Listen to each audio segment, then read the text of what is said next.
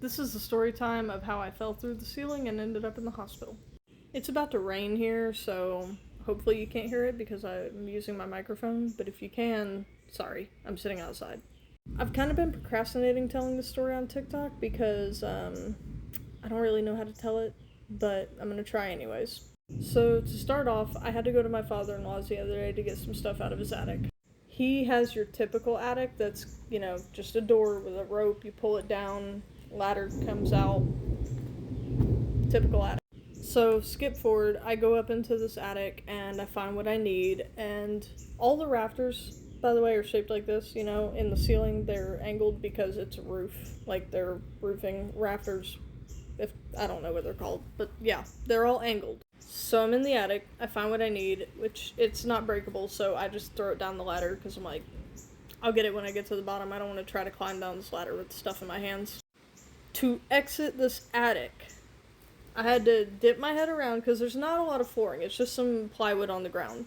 So I was trying to stay on the plywood, but I had to go around some stuff. So I had to step on the rafters and go around, but also dip my head down and go past one of these rafters.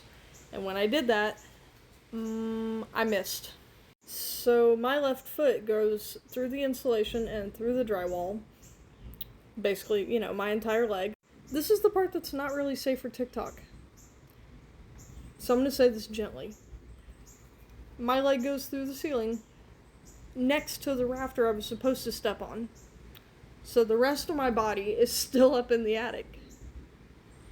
And my legs split a beam.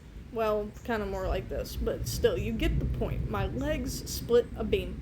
I'm going to insert the photos that I can post so y'all can see how impressive the bruising is on my leg. Excuse my super hairy leg. Sorry, I wear long pants to work and I've been lazy about shaving, but here's my calf. And this one's on my thigh. Kinda high up on my thigh.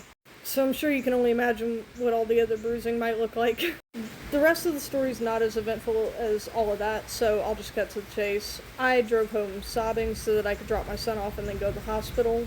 I went to the hospital, had a 5-hour wait, and then when the doctor finally got to look at it, he told me that, one, I didn't need stitches, thankfully, or anything like that, but he prescribed me strong painkillers for 9 days. And he also told me that the bruising was extremely impressive and to go home and look at it with a mirror. That's my story time. Have a great day.